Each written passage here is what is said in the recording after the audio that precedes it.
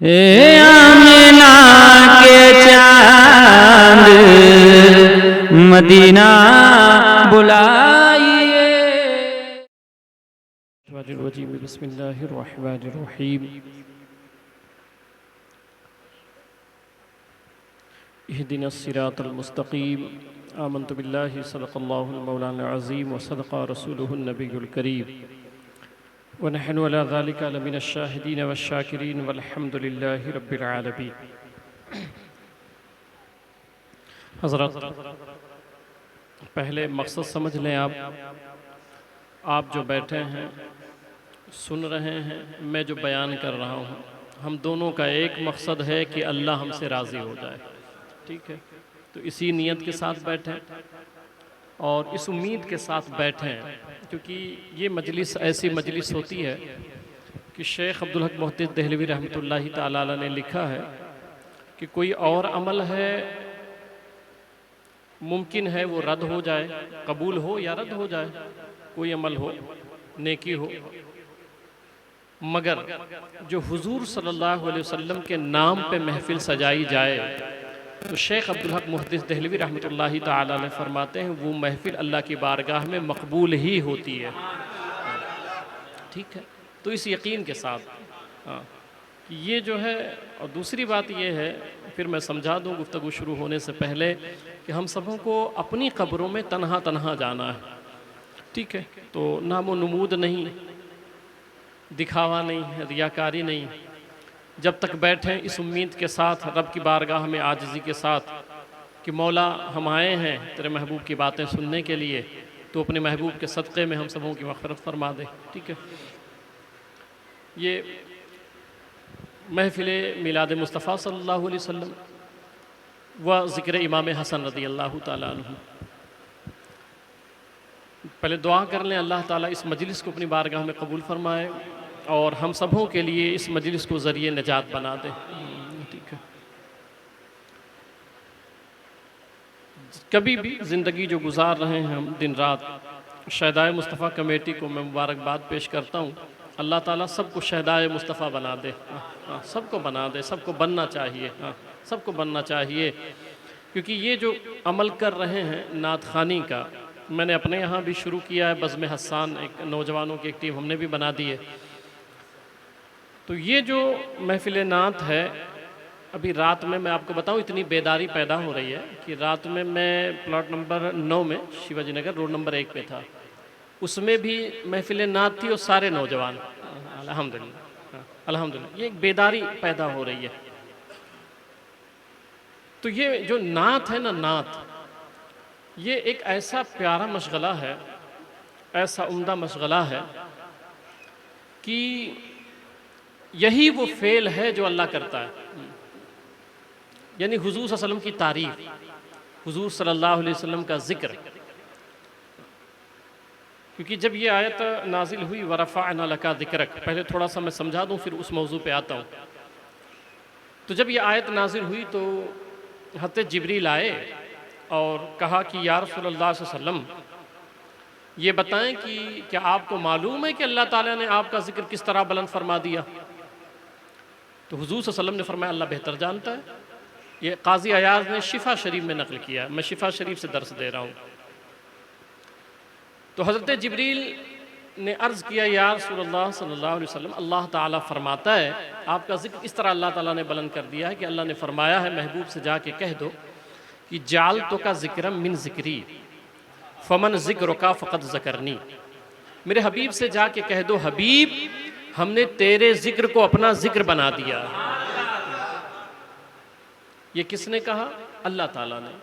कि मैं मेरे महबूब से जाके कह दो कि हबीब हमने आपके ज़िक्र को अपना मैंने ज़िक्र बना लिया। अच्छा, एक इल्मी नुक्ता सुन लें इसमें। अल्लाह ताला ने ये नहीं कहा कि मेरे हबीब मैंने अपना ज़िक्र तुम्हारा ज़िक्र बना दिया, ये नहीं। क्या कहा?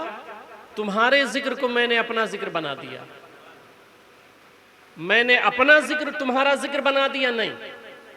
क्यों? वो आलिमुल गैबी व शहादा है। अगर ये कह देता कि हबीब मैंने अपना ज़िक्र तुम्हारा ज़िक्र बना दिया, तो अल्लाह अल्लाह तो सारे करते हैं ना। तो वो तो जब हम कहते यार महफिल मिलाद तुम नहीं करते हो, तो कहते यार ज़रूरत क्या है, अल्लाह अल्लाह में तो ज़िक्र मुस्तफ़ा हो जाता है ना। देखो अल्लाह ने फरमाया है, तो अलग से महफिल मिलाद या नबी नबी करने की या नात खानी की या दरूद पाक की क्या ज़रूरत है इसकी। अल्लाह ने रास्ता बंद कर दिया। रब ने फरमाया अगर जिक्र करनी है तो दोनों की करो, जिक्रुल्लाह भी करो और जिक्र मुस्तफ़ा भी करो। और अगर एक की जिक्र करनी है तो फिर मेरी नहीं, मेरे मुस्तफ़ा का जिक्र करो, फिर मेरा नहीं, मेरे हबीब का जिक्र करो। क्योंकि जो तौहीद है ना, उसमें हुजूर शामिल नहीं है। जो उलूहियत है उसमें हुजूर शामिल नहीं है। जो तौहीद है खाली, उसमें हुजूर शामिल नहीं है। तो उसने कहा कि तुम्हारे जिक्र को मैंने अपना जिक्र बना लिया है। अब क्या मतलब? ये जो अभी सुन रहे हैं ना, इकबाल भाई, एजाज भाई और ये जितने भी आप सब दोस्त अहबाब, सबका नाम तो नहीं जानता, मगर अल्लाह सलामत रखे आपको। ये जो आप कर रहे हैं, नबी नबी, मुस्तफ़ा मुस्तफ़ा, मोहम्मद मोहम्मद सल्लल्लाहु तआला अलैहि वसल्लम, ये कर रहे हैं, जानते हैं ये क्या हो रहा है? ये कर हुजूर का जिक्र रहे हैं, मगर जिक्र खुदा भी हो रहा है,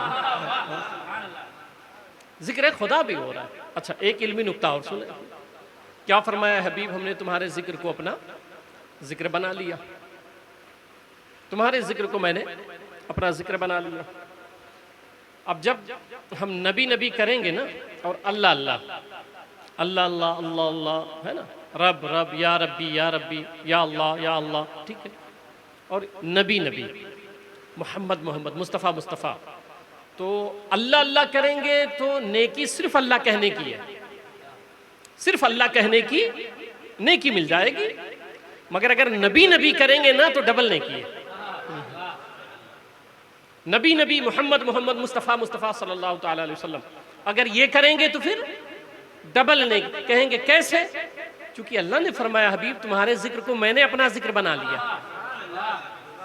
तो क्या मतलब कि मुस्तफ़ा का भी जिक्र हो रहा है, खुदा का भी हो रहा है, खुदा का भी हो रहा है। अच्छा, तो जिसने आपका जिक्र कर दिया उसने मेरा जिक्र कर दिया। ठीक, ये अगर कोई कहे ना कि आप लोग नबी नबी करते रहते हैं, तो उनसे कहें कि हम इसलिए करते नबी नबी ज़्यादा करते हैं, इसमें जिक्रुल्लाह भी हो जाता है, जिक्रुल्लाह भी हो जाता है। फिर थोड़ी देर के बाद हज़रत जिब्रील फिर आ गए। ये सिर्फ मकसद समझा रहा हूँ आपको, ये जो आप कर रहे हैं बहुत बड़ा मशगला है ये, बहुत प्यारा मशगला है ये। हज़रत जिब्रील आ गए। मैं आपको बताऊँ, मुहद्दिस इब्न हज़र अस्क़लानी ने लिखा है कि जब जहन्नमियों को जहन्नम में डाला जाएगा शामत अमाल की बुनियाद पे, तो फरमाते हैं कि वो जो जहन्नम में डाले जाएंगे जिनके किरदार और अमल अच्छे नहीं रहेंगे, तो अल्लाह ताला उनके जहन से हुजूर का जिक्र निकाल देगा। मुहद्दिस इब्न अस्क़लानी ने इसको लिखा है कि अल्लाह ताला उनके जहन से हुजूर का जिक्र निकाल देगा और जहन्नम में डाल दिया। और फिर कई साल वो जब जहन्नम में पड़े रहेंगे, और जब निकालने की बारी आएगी कि अब जहन्नम से निकाला जाए, तो निकालने से पहले उनके दिलों में और उनके जहनों में हुजूर का जिक्र जारी फरमा देगा। बहुत बड़े मुहद्दिस मुहद्दिस इब्न हज़र अस्क़लानी रहमतुल्लाह, उन्होंने लिखा है।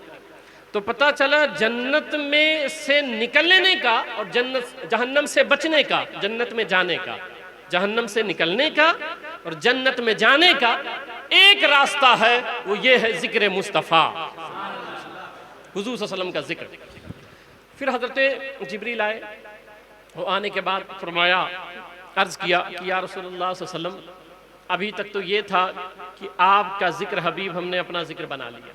मतलब क्या था कि अगर आप नबी नबी करें तो सवाब अल्लाह अल्लाह कहने का भी मिल रहा है, रब रब कहने का भी मिल रहा है। मगर इसके आगे चलें एक स्टेप। हज़रत जिब्रील आए और कहा कि अल्लाह फरमाता है हबीब से जाके कह दो, ऐ जाल तो का जिक्री। काजी अयाज ने शिफा शरीफ में नकल किया है, कहा ऐ जाल तो का जिक्री, हबीब से जाके कह दो अभी तक जिक्र, तुम्हारे जिक्र को मैंने अपना जिक्र बना लिया, मगर अब मसला यहाँ तक पहुँच चुका है कि हबीब से जाके कह दो तुम्हारे सरापा वजूद को मैंने अपना जिक्र बना लिया। आई जाल तो का जिक्र, आपको मैंने, आप ही को अल्लाह कहता है हमने अपना जिक्र बना लिया। अब क्या मतलब, कोई हुजूर के शिफतैन की बात करे तो खुदा का जिक्र कर रहा है, हुजूर के ऐनैन की बात करे खुदा का जिक्र कर रहा है, हुजूर के रिजलैन की बात करे तो खुदा का जिक्र कर रहा है, हुजूर के यदैन की बात करे खुदा का जिक्र, हुजूर के पेशानी की बात करे खुदा का जिक्र कर रहा है, हुजूर के जुल्फों की बात करे खुदा का जिक्र कर रहा है, हुजूर के बीनी मुक़द्दस की बात करे खुदा का जिक्र कर रहा है, हुजूर सल्लल्लाहु अलैहि वसल्लम के शिक्म मुक़द्दस की बात करे खुदा का जिक्र कर रहा है, हुजूर सल्लल्लाहु अलैहि वसल्लम के चलने को बताए खुदा का जिक्र कर रहा है, हुजूर सल्लल्लाहु अलैहि वसल्लम के खाने को बताए हुजूर अल्लाह का जिक्र कर रहा है। ऐ जाल तो का जिक्री, हबीब तेरे सरापा वजूद को मैंने अपना जिक्र बना लिया। तो इसलिए मैं रात में भी मैंने बच्चों को समझाया, फिर मैं आपको भी समझाता हूँ। और कोई ज़रूरी नहीं है कि सिर्फ महफिल में आके आप पढ़ें, ये कोई ज़रूरी नहीं है। आप घर में हैं नबी की नात गुनगुनाएं, आप गाड़ी पे हैं नबी की नात गुनगुनाएं, आप काम कर रहे हैं नबी की नात गुनगुनाएं, नबी की नात गुनगुनाएं। क्योंकि नात खां जो है ना, नात खां हज़रत अब्बास रज़ी अल्लाह जो हुजूर के चचा हैं, वो तबूक से वापस आ रहे थे। इमाम कुस्तलानी ने लिखा और इब्न हज़र अस्क़लानी ने, इमाम रजवी ने, बहुत सारे मुहद्दिसीन ने इसको नकल किया है। जब वापस आ रहे थे तबूक से तो इन्होंने कहा कि या रसूल अल्लाह मैं आपकी नात सुनाऊं। एक तो हज़रत हस्सान इब्न साबित, वो अहसनु मिन लम तरक्कतु ऐनी, वो कलाम पढ़ा था, ये सरकार के चचा हैं। कहा कि या रसूल अल्लाह मैं आपकी नात सुनाऊं, तो सरकार ने फरमाया सुनाओ। तो उन्होंने हुजूर सल्लल्लाहु अलैहि वसल्लम की नात सुनाई। जब उन्होंने हुजूर की नात सुनाई तो सरकार खुश हो गए, खुश हो गए। हाँ, नात से बहुत खुश होते थे। आप वो रिवायत में इससे पहले बता चुका हूँ, मगर बात सुन लें कि जब हज़रत हस्सान आए ना और कहा कि या रसूल अल्लाह मैं नात लिखा हूँ आपको सुनाना चाहता हूँ, तो सरकार ने फिर वैसे नहीं सुना, एहतमाम फरमाया। और एहतमाम क्या किया कि अपना मिंबर अता फरमा दिया। ये नात रसूल की बरकत समझा रहा हूँ आपको। अपना मिंबर दे दिया और खुद सामे बन के बैठ गए और कहा हस्सान अब सुनाओ। तो जब उन्होंने सुनाया अहसनु मिन लम तरक्कतु ऐनी व अजमलुका मिन लम तलिदिन निसा खुलिक़ता मुबर्रअम मिन कुल्लि ऐबिन कअन्नका क़द खुलिक़ता कमा तशा, पूरा शेर पढ़ा। सरकार खुश हो गए, चादर शरीफ अता फरमा दी। नबी नात सुन के खुश हो जाते हैं। हाँ, खुश हो जाते हैं। हाँ? वो तो सरकार अलैहिस्सलाम का मिजाज है। सही बुखारी आप पढ़ें, एक शख्स है, साहबी हैं, तो कभी कभी वो शराब पी लेते थे, फिर हद जारी होता था, फिर कुछ दिन रुके रहे, जिनको अब्दुल्ला अल हिमार कहते हैं। ठीक है, सही बुखारी में रिवायत मौजूद है। फिर कुछ दिन रुके रहे, फिर पी लिया, फिर हद जारी हुआ। साहबा बैठे थे और उन्हीं का जिक्र हुआ। जब उनका जिक्र हुआ तो साहबा आपस में कहने लगे कि लानतुल्लाहि व रसूल, उस पर अल्लाह उसके रसूल की लानत हो। सरकार हुजरे में थे, जैसे सुना कि उस पर लानत भेज रहे हैं, बाहर निकल आए और कहा खबरदार, सही बुखारी में लफ्ज़ है ला तलअनहु फ़इन्नहु युहिब्बुल्लाहु व रसूलुहु, खबरदार कोई लानत न भेजे, मैं गवाही देता हूँ अल्लाह उसके रसूल से मोहब्बत करता है। अच्छा, अब इस पर थोड़ा सा मैं तशरीह कर देता हूँ इस हदीस की, फिर उधर आता हूँ। ये क्यों कहा सरकार ने? अमल तो ऐसा है, फेल तो ऐसा है, फिर कौन सी चीज़ थी ऐसी कि सरकार खुश हो गए? मैंने कहा ना, ये सरकार के मिजाज की बातें हैं, सरकार की तबीयत की बातें। जिस लम्हा जिस मौके पे खुश हो जाएं। अब्दुल्ला इब्न अब्बास, जिनको हिब्रो हादिल उम्मा का लक़ब मिला है, इनका काम क्या था जानते हैं? सरकार आए क़ज़ाए हाजत से, जब क़ज़ाए हाजत से आए, सरकार है, फिर क़ज़ाए हाजत भी फरमाने गए। एक सहाबी कहते हैं, इमाम कुस्तलानी ने लिखा है कि फरमाते हैं क़ज़ाए हाजत के लिए जब गए, तशरीफ़ लेके गए तबई हाजत के लिए, तो एक दरख्त थोड़ी दूर पे, एक दरख्त थोड़ी दूर पे, तिरमिज़ी की रिवायत है। साहबी कहते हैं कि सरकार अलैहिस्सलाम ने जो है एक दरख्त को पकड़ा, क्योंकि अब साया चाहिए था, पर्दा चाहिए था, और दो दरख्त अलग अलग थे, दो सिरे पे थे। एक दरख्त को पकड़ा और कहा चल, तो वो रेगिस्तान में दरख्त चलने लग गया। तिरमिज़ी की रिवायत है, चलने लग गया और चलते चलते आके उस दरख्त के करीब रुक गया। सरकार ने क़ज़ाए हाजत फरमाई। वो साहबी कहते हैं कि मैं थोड़ी देर के बाद दौड़ के गया, इमाम कुस्तलानी ने इसको लिखा है, कहते मैं गया, मैं देखूँ सरकार क़ज़ाए हाजत, तो फरमाते हैं 3 पत्थर पड़े थे और उससे मुश्को अंबर की खुशबू आ रही थी, खुशबू आ रही थी। फरमाते तीनों मैंने रख लिया, ले लिया, जेब में रख लिया। फरमाते आया और फिर जुमा के दिन मस्जिद नबी शरीफ जब जाना हुआ ना तो एक पत्थर जेब में डाल दिया, और जब मस्जिद में गया ना तो पूरी मस्जिद महक गई। लोग मुझसे पूछते थे ये कौन से अत्तार की ईद का इत्र है और कहाँ से लाए हो? कहने लगे नहीं, ये आम अत्तार के दुकान की इत्र नहीं है, ये तो वो दरख्त, वो पत्थर है जिससे मेरे मुस्तफ़ा ने इस्तिंजा फरमाया था। तो सरकार इस्तिंजा फरमाए तो उस पत्थर में इतनी खुशबू होती है। तो मैं अर्ज़ कर रहा था कि कहाँ था मैं, हज़रत अब्बास रज़ी अल्लाह तआला अन्हु, हमारे एजाज भाई याद रखते हैं, हज़रत अब्बास रज़ी अल्लाह तआला अन्हु, तो कहा सरकार नात सुनो, तो कहा सुना दें, तो कहा कि सुनाया। तो जब सुनाया ना तो सरकार खुश हो गए और खुश होकर एक दुआ दी थी। वो दुआ क्या थी कि ये अल्लाह अब्बास के चेहरे को रोशन फरमा दे। ये किस पे खुश हुए थे? नात सुन के, नात सुन के खुश हो गए। हम लोग तो ये सोचते हैं ना यार आवाज़ इसकी ऐसी है, फलां की आवाज़ कैसी है। वहाँ आवाज़ नहीं, वहाँ तो दिल का ताल्लुक़ है। वहाँ तो हज़रत बिलाल जिसको कोई पूछता नहीं था वो आशिकों का इमाम बन गया। आशिकों, वहाँ दिल देखे जाते हैं, कलर नहीं देखे जाते हैं। अब जो सरकार ने ये दुआ दी ना कि अल्लाह ताला, तो किस वजह से दी थी? नात सुन करके कि अल्लाह अब्बास के चेहरे को मुनव्वर फरमा दे, रोशन फरमा दे। अब ये दुआ जो है ना क़यामत तक के लिए, हर नात खां के लिए। यही वजह है जो दिल से नात पढ़ते हैं, पैसे के लिए नहीं, जो हुजूर के लिए पढ़ते हैं, मुस्तफ़ा करीम सल्लल्लाहु अलैहि वसल्लम, ये जो पैसे के लिए पढ़ते हैं, ये तो फिर हुजूर का जब सामना होगा ना तो फिर ये अपना मसला बताएंगे। ये हुजूर से प्यार का दावा भी है, हुजूर से इश्क का भी दावा है, और फिर इतने बड़े बड़े डिमांड हैं लोगों के। अल्लाह इनको हिदायत अता फरमाए। मगर ये सच है कि अगर आप दिल से नात पढ़ें और सिर्फ दिखाने के लिए नहीं, बल्कि कभी भी घर में रहें आप, मेरी माएँ बहनें भी सुन रही हैं, वो भी घर में एक शेर याद है, 2 शेर याद है आपको, तो आप घर में खाना बना रही हैं, नबी के नात पढ़ें, हुजूर पे नात पढ़ें। आप आटा गूंद रही हैं, नबी की नात पढ़ें। आप जो भी काम कर रही हैं, नबी की नात पढ़ें आप, और तवज्जो सरकार की तरफ करें। यकीन रखें, यकीन रखें, अल्लाह ताला आपके चेहरे को मुनव्वर फरमा देगा, क्योंकि हुजूर की दुआ है नात खानों के लिए। और एक बात इस पर मैं अर्ज़ कर दूं कि मैंने इस पर बड़ा तजुर्बा किया और बहुत दोस्तों से भी मैंने पूछा, जो फ़कत हुजूर के लिए नात पढ़ता है, नाम नमूद रिया और इसके लिए नहीं, ठीक है, वो रहमतुल लिल आलमीन है। उनका तो हाल ये है कि नसाई शरीफ, इब्न माजा वगैरह उठा के आप देखें, हदीस शरीफ और दीगर कुतुब हदीस, मुस्लिम वगैरह, और शारहीन को पढ़ें कि हुजूर सल्लल्लाहु अलैहि वसल्लम खुतबा देते थे तो एक जो है वो लठ था, डंडा, अस्सा जिसको कहते हैं, लकड़ी का, उससे टेक लगाते थे। तो एक सहाबी रसूल ने मिंबर बना दिया, तो सरकार जब मिंबर पर खड़े हुए तो अब लठ की ज़रूरत तो नहीं थी, तो आपने वो असा अलग रख दिया, वहीं पे थोड़ा ऐसे थोड़ी दूरी पर रख दिया।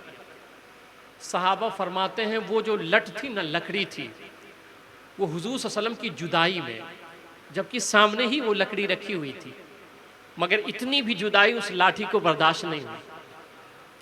सहाबा फरमाते हैं कि वो लाठी इस तरह रोने लगी जैसे छोटा बच्चा बिलकता है, इस तरह वो लकड़ी रोने लगी।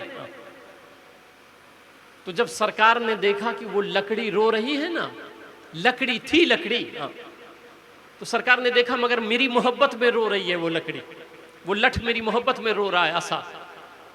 तो हुजूर को बर्दाश्त न हुआ, मिंबर छोड़ दिया, नीचे तशरीफ लाए, उस लाठी को लिया, अपने आगोश से लगाया, अपने गोद में लिया। मैं आपको यहाँ एक नुक्ता समझाना चाह रहा हूँ कि अगर हुजूर की मोहब्बत में लकड़ी भी रोए ना, तो फिर हुजूर उसको भी मायूस नहीं करते, उसको भी मायूस नहीं फरमाते।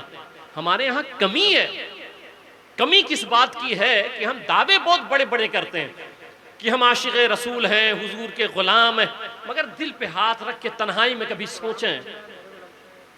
सोचें कि क्या ये दावा दुरुस्त है?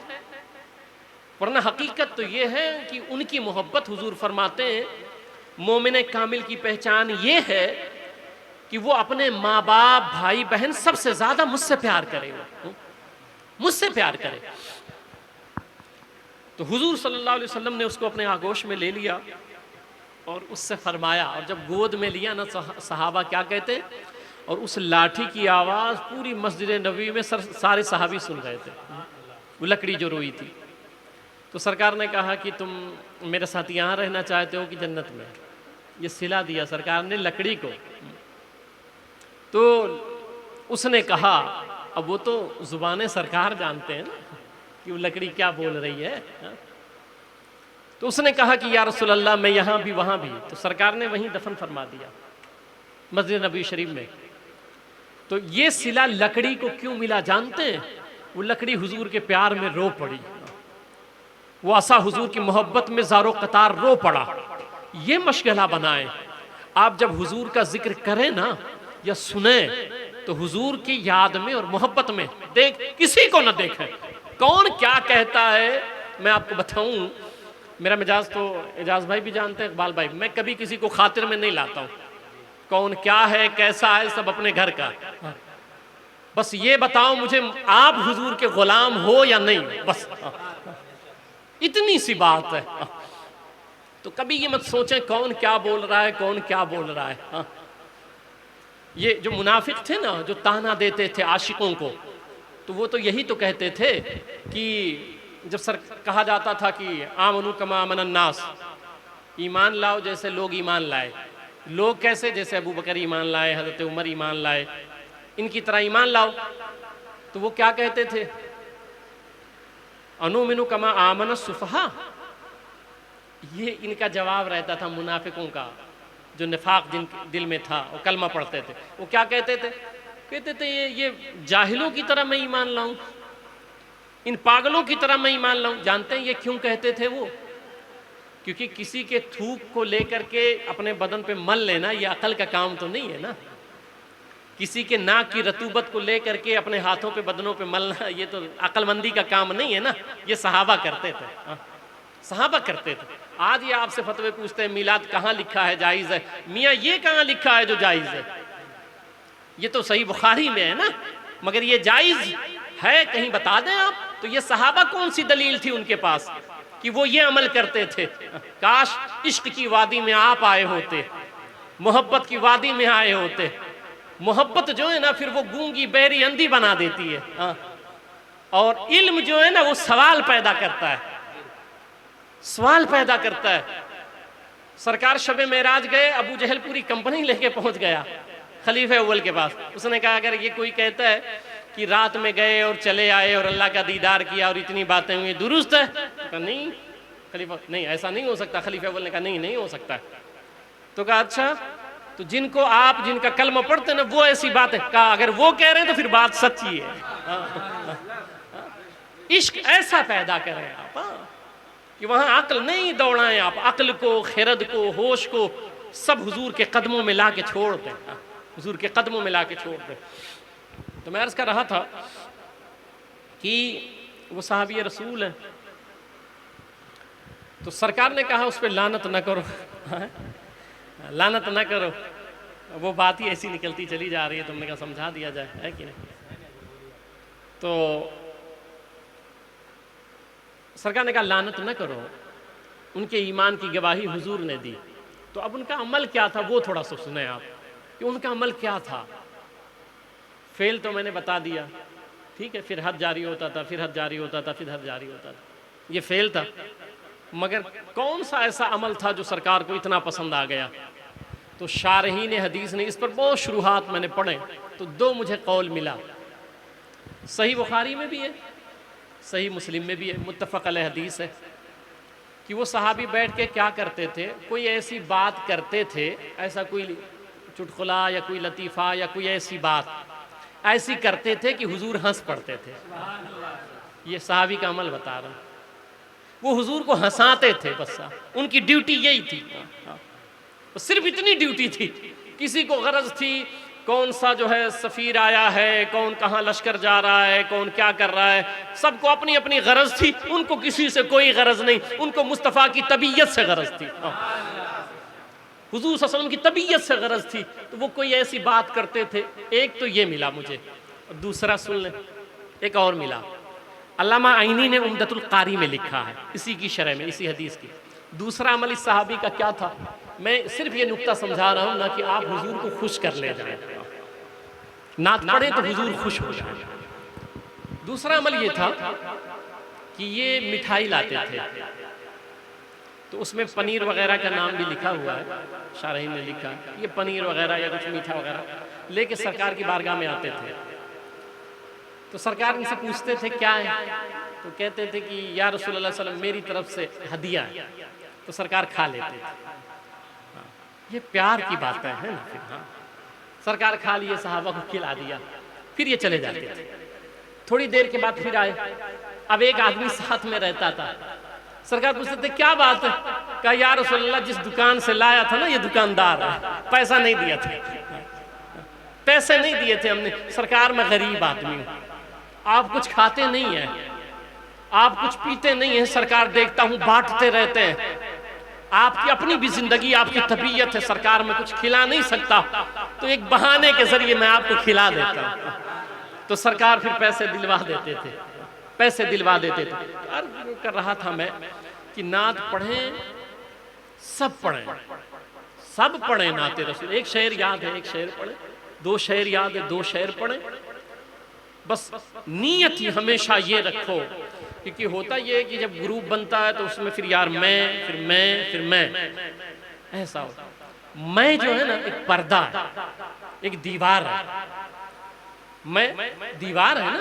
भाई हज़रत मूसा अलैहिस्सलाम ने क्या कहा था, कुरान शरीफ में मौजूद है ना, रब्बे अरनी, ऐ रब मैं तुझे देखना चाहता हूँ। क्या कहा, मैं तुझे देखना चाहता हूँ। तो जब कहा मैं तुझे देखना, कहा लन तरानी, लन तरानी। अब इस पर सूफिया हज़रत मूसा अलैहिस्सलाम ने जब बार बार कहा तो वो पूरा आप जानते ही हैं कि अल्लाह ताला ने तजल्ली नाजिल फरमाई, फ़खर्रा मूसा सईक़न, तो मूसा अलैहिस्सलाम बेहोश हो गए। और जब होश में आए तो एक लफ्ज़ है आगे कुरान में, इन्नी अतूबु इलैक, इन्नी तुब्तु इलैक, मैं तेरी तरफ तौबा करता हूँ। तो भाई गलती कहाँ हो गई? अब नबी के लिए तो लफ्ज़ गलती भी हम नहीं बोल सकते, फिर खता कहाँ हो गई? खता इज्तिहादी, जैसे हज़रत आदम अलैहिस्सलाम के लिए, तो खता कहाँ हो गई? तो सूफिया यहाँ लिखते हैं कि जब उन्होंने कहा ना बार बार मैं तुझे देखना चाहता हूँ, तो अल्लाह ताला ने इम्तिहान लिया मूसा अलैहिस्सलाम से, कहा फंजुर इलल जबल, जरा देख पहाड़ की तरफ। जब पहाड़ की तरफ उन्होंने तका ना, तो अल्लाह ने फरमाया मूसा तलब मेरे दीदार की है, देखता पहाड़ की तरफ है। तू ये कहता मौला मैं पहाड़ देखने नहीं तुझे देखने आया हूँ। उस पर खैर, तो मैं को मिटाएं, और मैं एक दीवार है, और उस दीवार के पार महबूब है। अब ये आपके ऊपर है कि मैं कब तोड़ो। मैं बकरी बोलती है ना, मैं सुनते हैं, मैं भी देहात का रहने वाला हूँ, बलरामपुर ज़िला मेरा है, तो मैं भी उसी ज़िला का हूँ, तो मुझे पता है बकरियाँ हम लोग लेके जाते थे, तो मैं भी चराया हूँ बकरियाँ, बचपन में हम लोग ले जाते थे। तो बकरियाँ यही तो बोलती हैं मैं, और मैं बोलती हैं तब क्या होता है मालूम है? आप जानते हैं, उसको काट देते हैं, बोटी बोटी कर देते हैं, हड्डी पसली सब एक कर देते हैं, और उसकी जो अतड़ी होती है, तो गांव में देखो ना जो धुनते हैं वो कापूस वगैरह को, तो वो एक हथौड़ा टाइप का रहता है, वो उस पर मारते हैं तार पे, देखे हैं ना आप लोग? तो वो तार पे जो मारते हैं वो तार काहे का बनता है जानते हैं? इसी बकरी बकरा के उसी आंत से बनता है, उसको सुखा के फिर वही बनाते हैं तार। कभी गौर करना उससे आवाज़ क्या आती है, तू ही तू, तू ही तू, तू ही तू, उसको अब समझ आई।